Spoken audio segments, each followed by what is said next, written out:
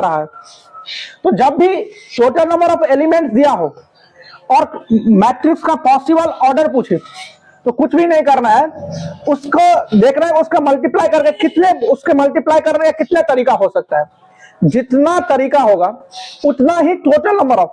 लेकिन एक बात ध्यान रखना है, मल्टीप्लाई करने का तरीका का मतलब ये नहीं है कि हम निगेटिव नंबर से मल्टीप्लाई करें। यानी कि ऐसा नहीं लिख सकते हैं कि -1 मल्टीप्लाई -6, ये भी तो 6 होगा, लेकिन इसका मतलब -1, यानी कि नंबर ऑफ एलिमेंट्स कभी माइनस में नहीं हो सकता है। पॉजिटिव इंटीजर में किसी भी एलिमेंट्स को मल्टीप्लाई करने का जितना भी तरीका होगा वही किसी मैट्रिक्स का total number of possible order होगा। तो जैसा कि यहां पर एक क्वेश्चन दिया हुआ है कि पहले एक मैट्रिक्स में 24 एलिमेंट्स है, तो उसका पॉसिबल ऑर्डर कितना होगा। तो अगर क्वेश्चन नंबर 2 का सॉल्यूशन देखें तो टोटल एलिमेंट्स है 24, तो 24 को हम क्या लिख सकते हैं, 1/24। और दूसरा कैसा लिख सकते हैं, 24/1। और क्या लिख सकते हैं, 2/12। और लिख सकते हैं 12/2। फिर लिख सकते हैं 3/8। और फिर लिख सकते हैं 8/3। फिर लिख सकते हैं 4/6।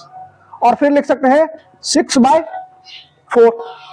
तो ये अगर किसी मैट्रिक्स में 24 एलिमेंट्स है तो उसको लिखने का उसका जो टोटल पॉसिबल ऑर्डर है, ये इतना टोटल पॉसिबल ऑर्डर है। और अगर कोई आपसे पूछे नंबर ऑफ पॉसिबल ऑर्डर इसमें कितना है, तो 1 2 3 4 5 6 7 8, तो total number of possible order कितना है, 8। अब इसी क्वेश्चन का, ये मान लीजिए इस क्वेश्चन का फर्स्ट पार्ट है, और इसी क्वेश्चन का सेकेंड पार्ट दिया है कि अगर what if it had 13 elements, यदि किसी भी मैट्रिक्स में 13 एलिमेंट्स है तो उसका टोटल नंबर पॉसिबल ऑर्डर कितना होगा। तो अगर मान लीजिए तो 13 एलिमेंट है तो 13 को लिख सकते हैं 1/13 और 13/1। अब मान लीजिए सेकेंड क्वेश्चन देखते हैं, ये थर्ड नंबर क्वेश्चन। तो थर्ड नंबर क्वेश्चन में दिया है, सेम क्वेश्चन है कि if a matrix has 18 elements, अगर एक मैट्रिक्स में 18 एलिमेंट्स है तो इसका टोटल पॉसिबल ऑर्डर कितना है। तो अगर 18 एलिमेंट्स है तो इसका पॉसिबल ऑर्डर क्या हो सकता है, एक हो सकता है 1/18। दूसरा हो सकता है, हमको बताया कि अगर टोटल नंबर पॉसिबल ऑर्डर है तो रो को कॉलम और कॉलम को रो लिख सकते हैं, तो 18/1। फिर लिख सकते हैं 2/9 और 9/2, 3/6।